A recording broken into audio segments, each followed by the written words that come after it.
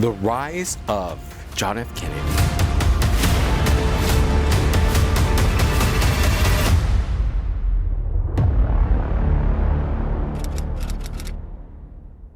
So John F. Kennedy was born in May 29th, 1917 in Brookline, Massachusetts, into one of the most ambitious families in America. His father, Joseph P. Kennedy Sr., was a very wealthy businessman with an enormous, very hungry political dreams. And his mom, Rose, wow, she came from a really powerful Boston political family. The second born of 9 children, young John, known to his family as Jack, that's a cute name, grew up in the household where competition was everything. So winning mattered, intelligence mattered, public image mattered. So the Kennedy home was loud, 9 kids plus mom and dad, that's 11. It was loud, it was fast moving and filled with consistent debates and politics, history, business, and power. So even as a child, Jack was a different person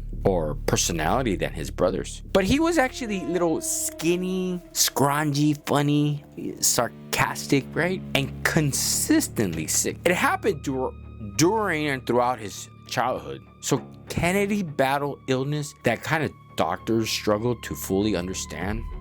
So at times, he was so sick that his family feared he might not even make it or survive. But even with poor health, he developed a sharp wit and calm confidence that made people naturally kind of gravitate towards him. His father believed his sons were destined for greatness. In early age, Jack understood there was enormous pressure attached to the Kennedy name. So as he grew older, Kennedy attended elite schools. Though he wasn't considered the most disciplined student, he was very intelligent, but often replied more on a charm and instance than strict academy focus. That's probably just saying that he was very a ladies' man. Eventually, he enrolled at Harvard University in 1936, where his student government and international affairs during his time at Harvard, the world was changing rapidly. Europe was sliding towards war, fascism was spreading, and global tensions were rising. So Kennedy became fascinated with foreign policy and the world leadership in 1938. While his father served in the U.S. ambassador to the United Kingdom, Jack traveled through Europe and witnessed a fistful and fear and uncertainty that actually kind of built before the World War II. These experiences deeply sharpened his worldview, kind of his senior thesis at Harvard. So Kennedy wrote about Britain's the lack of preparation for war. So he actually kind of saw it, that they weren't ready for it. So the paper became so successful that it was later published on the book titled Why England Slept. So suddenly the young Kennedy wasn't just known as the son of a wealthy politician family. No, he was kind of rising, right? So he was becoming recognized as an intelligent voice with serious opinions about the global affairs. Then came World War II, okay? So Kennedy joined the United States Navy despite ongoing health issues, right? He was sick, but he wanted to serve his country, right? That's very noble of him. And during the war, he commanded a patrol torpedo boat known as a PT-109 in the Pacific Ocean. So in August of 1943, disaster struck. So a Japanese destroyer, bam, slammed into Kennedy's boat, right? That's war. Splitting it in half and throwing the crew into the dark ocean. So several men were injured and some actually didn't survive. But Kennedy refused to panic. In one of the most legendary moments of his life, he reported that he strapped one of his injured sailor's life jacket to his teeth and swam through the dangerous waters for hours while guiding survival to safety. So the story transformed him into this hero. So a newspaper across America praised his courage, and when he returned home, his father understood something important. So Jack Kennedy now had the kind of real life story voters respected. So years later, many Americans would look at the PT-109 1909 as proof that Kennedy was like a hero. He was someone to look up to. So he remained calm under pressure and even during chaos. But tragedy, poor tragedy, soon reshaped the Kennedy family forever, because Kennedy's oldest brother, Joseph, had originally been expected to carry the family's political legacy, right? He was going to move up in the ranks, but their father believed that Joe would someday become president. Okay, so that's one of the other brothers, Joe.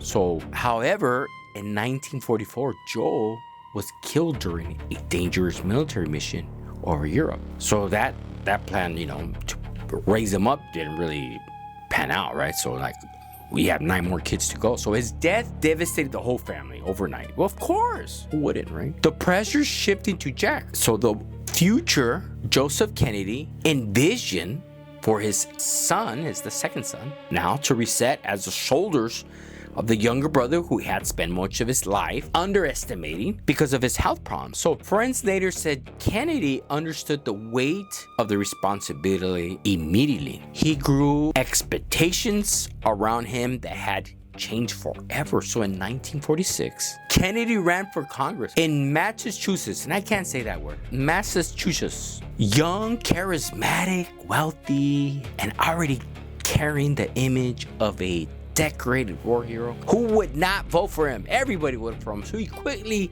gained attention. His campaign lifestyle left modern compared to older politicians in the era. So kind of like we leave the old face and bring the new face, the war heroes. Kennedy smiled consistently, shook thousands of hands, connected naturally with voters. He won the election and entered the House of Representatives. Would become one of the fastest politicians rises in American history. And a few years later, he successfully ran for the United States Senate. So by the 1950s, Kennedy had become one of the Democratic Party's brightest young stars. He looked different from traditional politicians. He spoke different. He brought energy and youth into American politics during a time when many leaders seemed old and disconnected. So behind the scenes, however, Kennedy's health struggles continuously. He suffered from a chronic back pain and serious medical complications through much of his adult life. And there were actually moments where his physical condition became so severe that some people close to him quickly wondered whether he could survive the demands of politics. Yet Kennedy rarely allowed the public to fully see the side of him. And so he did it really good. Instead, Americans saw confidence, humor, and composure. In 1953, Kennedy married Jacqueline. Oh, she was so pretty. What a beautiful lady. Jacqueline Kennedy, better known as Jackie Kennedy. Elegant, intelligent. Jackie became one of the most admired women in America. Together, they formed a political image, right? Husband and wife, unlike anything the country has ever seen before. That's good. So they're young, right? Glamorous, wealthy. They're photogenic. They had great smiles. So the Kennedys represented a new era that seemed modern and hopeful. So in 1956, Kennedy became the Democrats' vice president nominee. So he lost that opportunity. The defeat only increased his natural ability. He spent the next several years preparing carefully for the presidential run. So in 1960, the Cold War dominated the global politics. Americans feared nuclear war with the Soviet Union, and many citizens felt that the country needed kind of like a young leader capable of handling this rapid change of the world. So Kennedy officially announced his candidacy for president and immediately faced skeptics. A lot of skeptics. So critics questioned whether the American was ready for such a young president. Others openly worried about his Catholic faith, fearing religious influence in politics, but Kennedy addressed those concerns directly in speeches. Instead, that his loyal belongs to the Constitution, to America's people, not to a religious institution. He calmly handled that issue early, respectfully even from critics. So in 1960, here's the presidential race between Kennedy and Richard Nixon became one of the most important elections in modern American history. So during the first televised presidential debate, even held in the United States, Kennedy's appearance and confidence dynamically changed politics forever. So millions of Americans watched on television saw a calm, composed young senator speaking directly into the nation with optimism and energy. And Nixon didn't have that. Nixon experienced but visibly uncomfortable on camera. So Kennedy understood something early, that many politicians' television was not long just entertainment. It was power. Because remember, this was the first televised debate on TV. TV was new. His ability to connect on the TV emotionally and with the audience actually helped push him to a victory in one of the closest elections in American history. So on January 20th, 1961, at just the age of 43, one of the youngest presidents in American history, stand before the nation during the inauguration address. So Kennedy addressed words that would echo across generations. And we all know this. We've heard this is, ask not what